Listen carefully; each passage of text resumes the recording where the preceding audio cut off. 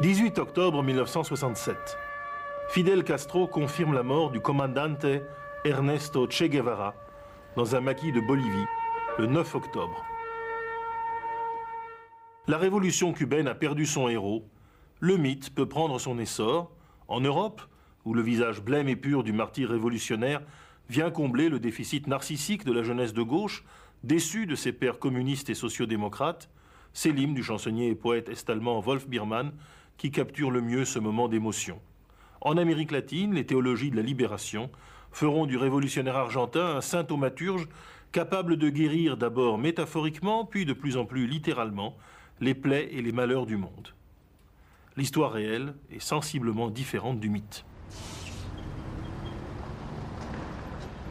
On ne peut comprendre Ernesto Che Guevara sans l'Argentine, d'où lui vient le sobriquet de Che, italianisme propre à tous ses compatriotes. Né en 1928 dans une famille de gauche, à Rosario, en province, Guevara a peu vécu à Buenos Aires, d'où le tenait éloigné un asthme persistant.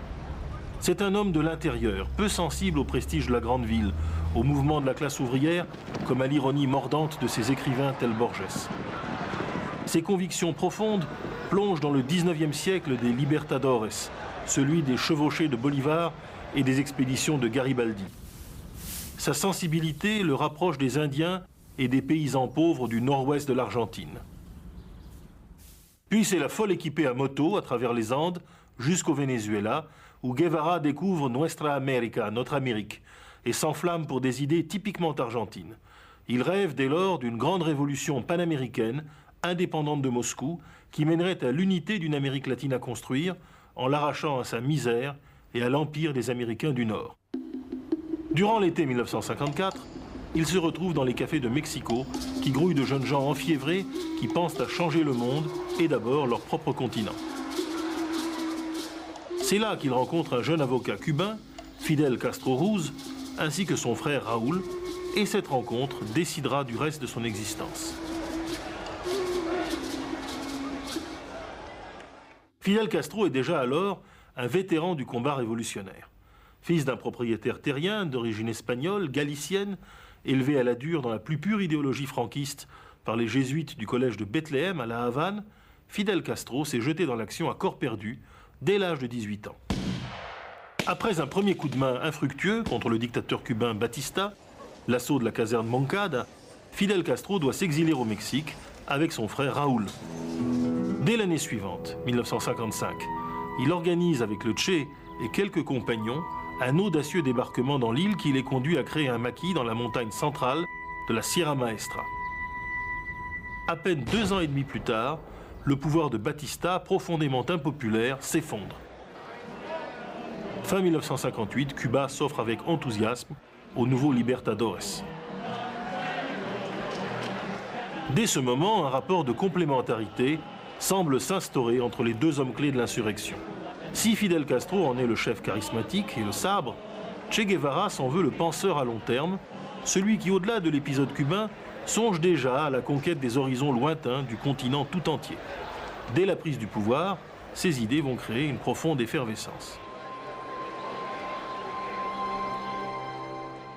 La révolution cubaine avait été un immense succès parce qu'elle s'était déroulée sous la bannière de la liberté politique. Même une fraction des services secrets américains et du FBI voyait dans la disparition de Batista un coup direct porté à la mafia, dont ce dernier était devenu une sorte d'agent explicite et stipendié. Pourtant, le noyau dirigeant de la révolution cubaine professait en secret de toutes autres idées, communistes et panaméricaines, qui n'étaient pas celles de tous leurs camarades de l'insurrection, loin s'en faut. Raúl Castro avait adhéré dès le début de la décennie au Parti communiste cubain, le Parti socialiste populaire, et sans doute gagné son frère peu à peu au marxisme, sinon à l'alignement total sur Moscou. Avec le Che, Fidel trouve enfin une idéologie révolutionnaire purement créole. Nul étonnement à ce que Guevara devienne d'emblée le théoricien du nouveau régime. Il est aussi, contrairement à la légende, le premier à vouloir pousser rapidement Cuba dans les bras du camp socialiste, affirmant brutalement dès 1959 qu'il n'a aucune hésitation à choisir l'alliance avec Moscou et Pékin, encore unis en apparence. Très vite aussi, dans la pénurie générale de cadres, notre idéologue en chef doit mettre la main à la pâte. Ministre de l'Industrie à partir de 1961, il va donner toute la mesure de son utopisme et de son impuissance. Face à la cruelle réalité du blocus économique, de la faiblesse des ressources locales et de la prédominance de l'agriculture, il pratique une fuite en avant permanente. Castro finira par le relever de ses fonctions, la mort dans l'âme. Très déprimé, ébranlé, mais nullement autocritique, Che Guevara songe alors à une nouvelle vie, toujours au service de la révolution, débarrassé des contraintes de la gestion. Che Guevara est-il à ce moment devenu, comme le veut une certaine légende, l'adversaire potentiel ou même le rival de Fidel Castro?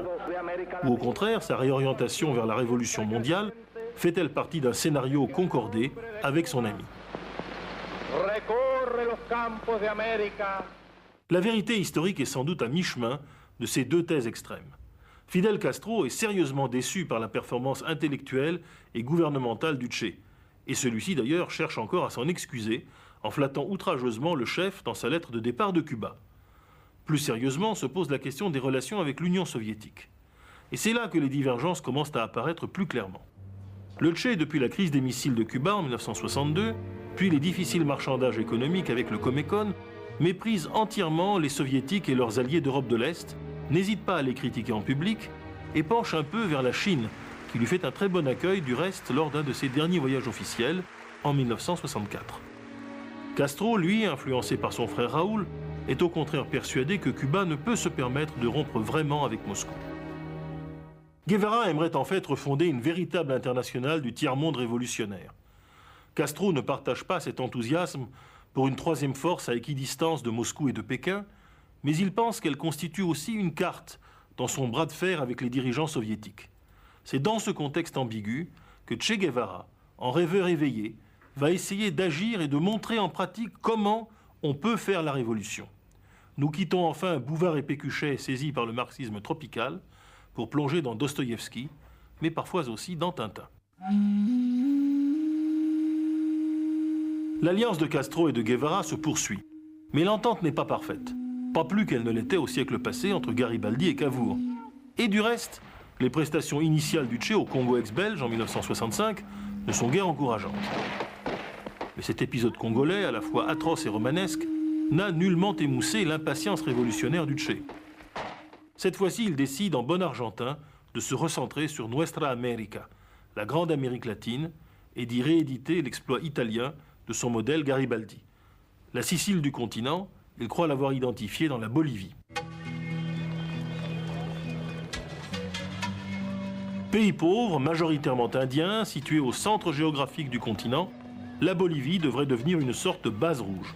En outre, le pays était à l'époque dirigé par une junte militaire de droite, assez impopulaire, dont le chef était un officier parachutiste, très proche de la CIA, René Barrientos.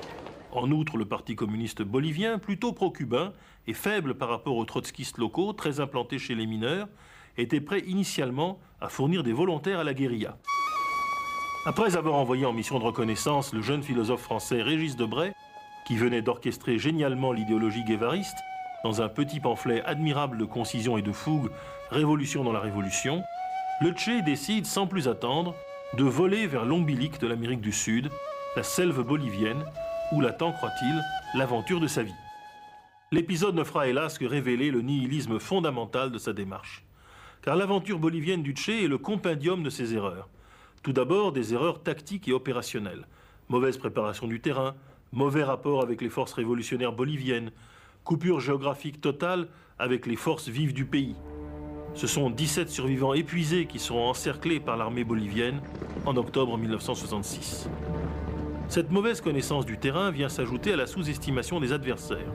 Pisteurs indiens de l'armée bolivienne et derrière eux, bérets verts américains, eux-mêmes, à l'image de leur chef, le major Pappy Shelton, fort modestes et très obstinés, qui font de sa capture l'équivalent de la poursuite de Moby Dick. Mais au-delà, les erreurs du Che sont celles, stratégiques, du castrisme lui-même. L'insurrection cubaine fut un succès massif parce que ses objectifs, purement démocratiques encore, étaient partagés par l'immense majorité de la population de l'île, exaspérée par le gangstérisme de Batista. Rien de tel en Bolivie, ni plus largement en Amérique latine.